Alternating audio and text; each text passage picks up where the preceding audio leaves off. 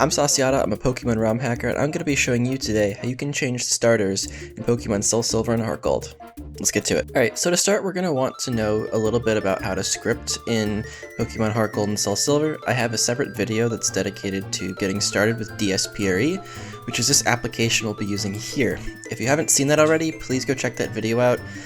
It's in the playlist of all my ROM hacking tutorials, so check that out to get you started on scripting, event editing, and text editing.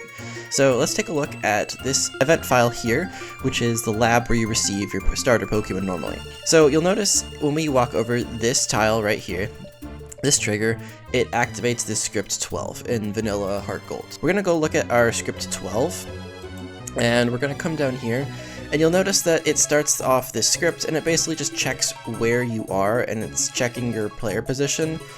The part we need to really care about is this jump function 21 right here.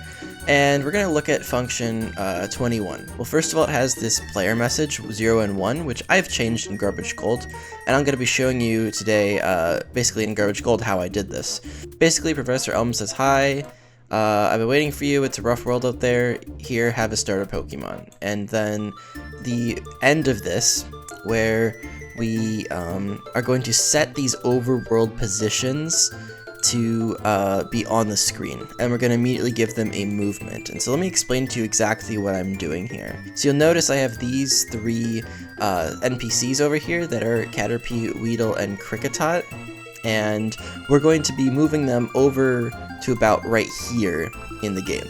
Essentially, we're going to set the overworld position, overworld number 7, and number 7 is going to be this Kricketot you can see over here, overworld ID 7, and then we have 5 and 6, so 7, 5, and 6, and these are just their locations on the screen. And so 9, 0, 6, the coordinates on the screen here, and so you can see I have my mouse hovered over these different locations, and you can look in the very bottom left corner of DSPRE and you'll see the global numbers. So 8 and 6 are the two numbers you want to look at, and you'll notice that you have 8 and 6 here, and this middle number is always going to be 0. This is the height coordinate, and it's always 0 in Gen 4 games, and then down is just the direction they're facing.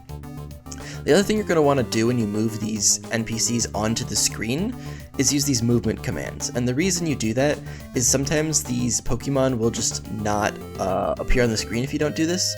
So you'll need to give them a movement command to make them visible. And usually that can just be looking down. So for instance, I have Action 45. Let's take a look at what that is. These are just macros that tell the Pokemon what to do. And it just says to look down. So this doesn't really make them move, since they're already looking down, but it just makes them visible on the screen.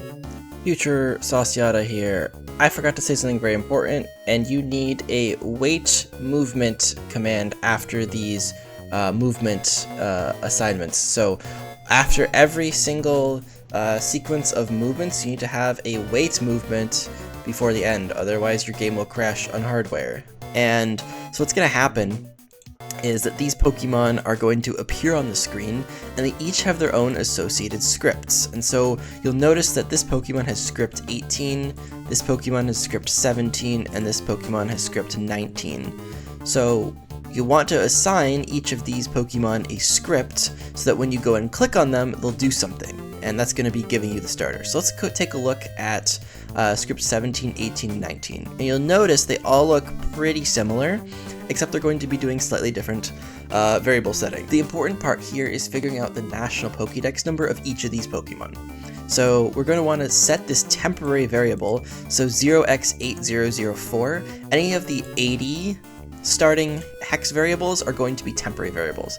So we're going to set this variable equal to 10, and this is going to be, I think, Caterpie's national dex number, I think 13 is Weedle's, and I think 401 is Kricketot's. The way YesNoBox works is it brings up this new variable called 800C, and it assigns your answer, yes or no, to be either 0 or 1 here. Essentially, the player is going to fill this variable with either 0 or 1. 0 refers to yes, 1 refers to no, and so if this is true, so we're going to call if equal function 28, we're basically going to give the player their starter.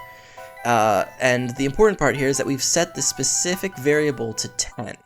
In these other cases, we're doing the exact same thing. We're just setting this equal to 13 and 401. So we're just keeping track of which Pokemon the player has clicked on. And essentially, if nothing else happens, let's say they say no, then this is not true. And then we're just going to close the touchscreen, and we're going to need to just end.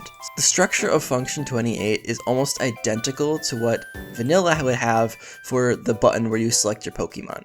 You want to create your own function 28 just by going into your event editor, right-clicking on this spawnable right here, which is the interactable button that you click when you want to select your starter, and you can take a look at script 13. So let's look at script 13 real quick. So script 13 is going to open up the starter selection screen. We're not going to actually do that. We're going to completely bypass that. But we're also going to want to take all of these different messages and yes and no boxes and sounds and copy them over. The important part of this is the GivePokemon sequence. And so if we want to learn what GivePokemon does and what all these numbers mean, we can just look at this document right here, which is the Scrcmd document, and I will link this in the description for you to peruse at your own leisure. And if we look at GivePokemon, then we can scroll down and it says Pokemon, level, its item, its form, its ability, and variable is just whether or not it succeeded or not. We're gonna give the Pokemon of the national dex number that we just saved at level 1, and then once we're done with that, we want to remove these 3 Pokemon sprites off the screen. So once these 3 guys are in here, we want to eventually remove them by doing the remove overworld command. And then you're gonna go through the exact same sequence that you would normally have, and this is just basically copied and pasted from script 13. Everything else is the same. So let's take a look at what this looks like in game. Walk in. We're going to walk right up to Professor Elm. He's going to talk to us, and like I said before, he's going to attempt to give us our starter Pokemon.